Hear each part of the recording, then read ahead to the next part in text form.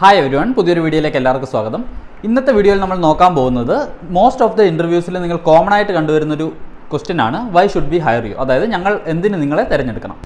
അപ്പോൾ ആ ചോദ്യത്തിന് ഉത്തരമായിട്ടാണ് ഇന്ന് ഞാൻ വന്നിരിക്കുന്നത്. മെയിൻലി ഈ ക്വസ്റ്റ്യൻ ചോദിക്കുന്നത് എന്തിനാണെന്ന് വെച്ച് കഴിഞ്ഞാൽ, ഒന്ന്, നിങ്ങൾ ആ ജോലിക്ക് എത്രത്തോളം ഫിറ്റ് ആണെന്ന് അറിയാൻ വേണ്ടിയിട്ട്, അതായത് കമ്പനിയുടെ റിക്വയർമെൻറ്റ് മീറ്റ് ചെയ്യാൻ നിങ്ങൾ കേപ്പബിൾ ആണോ എന്ന് അറിയാൻ വേണ്ടിയിട്ട്.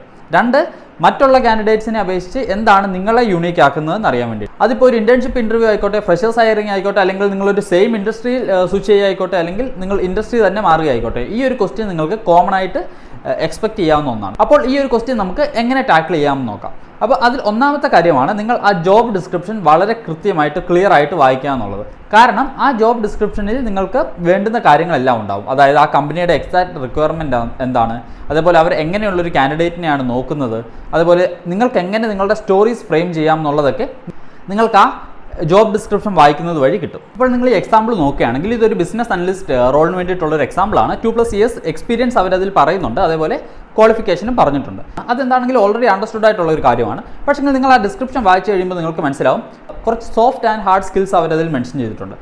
അതിലൊന്നാണ് മോട്ടിവേറ്റഡ് ആയിരിക്കണം, 2 ഡോക്യുമെൻറ്റേഷൻ, 3 യൂസേഴ്സും അതേപോലെ ടെക്നിക്കൽ ടീമും തമ്മിലുള്ളൊരു ബ്രിഡ്ജ് ആയിരിക്കും നമ്മൾ, അതേപോലെ request for proposal and request for quotation, അങ്ങനെ കുറച്ച് സ്കിൽസ് അവരതിൽ പറഞ്ഞിട്ടുണ്ട്.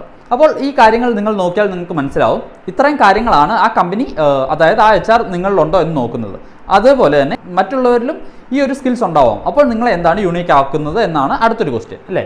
അപ്പോൾ ഇതിനുള്ളൊരു ആൻസർ നമുക്ക് ജസ്റ്റ് ഒരു എക്സാമ്പിൾ ആൻസർ ഞാൻ പറയുകയാണെങ്കിൽ, as part of my previous work, I was acting as a bridge between the end users and the technical team, where I could really help the end users to achieve their business goals, and also I could help the technical team to understand what is the exact requirement provided by the end user. So that helped my team to improve the user satisfaction score. So അതൊരു ചെറിയൊരു story ആയില്ലേ. അതേപോലെ തന്നെ അതിൽ പറഞ്ഞിരിക്കുന്ന മറ്റൊരു കാര്യമാണ് documentation, അല്ലേ? സോ അപ്പോൾ നിങ്ങൾക്ക് ആ ആൻസറോട് ചേർത്ത് പറയാം, I also എൻഷോർഡ് that all the best practices and processes have been documented. Others can also follow the same. So for which I used Microsoft Word and Excel along with artificial intelligence techniques that help me to improve my productivity and the overall team's efficiency. അതിൽ പറഞ്ഞ 2 example മാത്രമേ നമ്മൾ എടുത്തിട്ടുള്ളൂ. പക്ഷേ based on that we could create a story, right?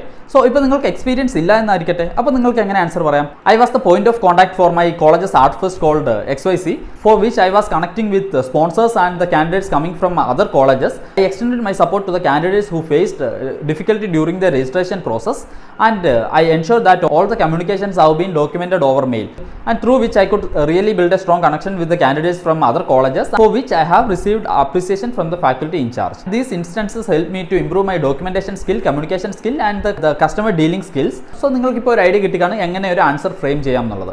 അപ്പോൾ നിങ്ങൾക്ക് നിങ്ങളുടെ capability അനുസരിച്ച്, അതേപോലെ ആ ജോബ് ഡിസ്ക്രിപ്ഷൻ അനുസരിച്ച് നിങ്ങളുടെ ആൻസേഴ്സ് ഫ്രെയിം ചെയ്യാവുന്നതാണ്. അപ്പോൾ അടുത്തൊരു വീഡിയോയിൽ നമുക്ക് വീണ്ടും കാണാം. അതുവരേക്കും നിങ്ങൾക്ക് എന്തെങ്കിലും സംശയങ്ങളോ, അല്ലെങ്കിൽ നിങ്ങൾക്ക് എന്തെങ്കിലും അഭിപ്രായങ്ങളോ, അല്ലെങ്കിൽ നിങ്ങൾക്ക് എന്തെങ്കിലും ടിപ്പുകളോ ടെക്നിക്കുകളോ അറിയാമെങ്കിൽ please do let me know in the comment section. അടുത്തൊരു വീഡിയോയിൽ നമുക്ക് വീണ്ടും കാണാം. അതുവരേക്കും താങ്ക്സ് ഫോർ വാച്ചിങ്. ബൈ.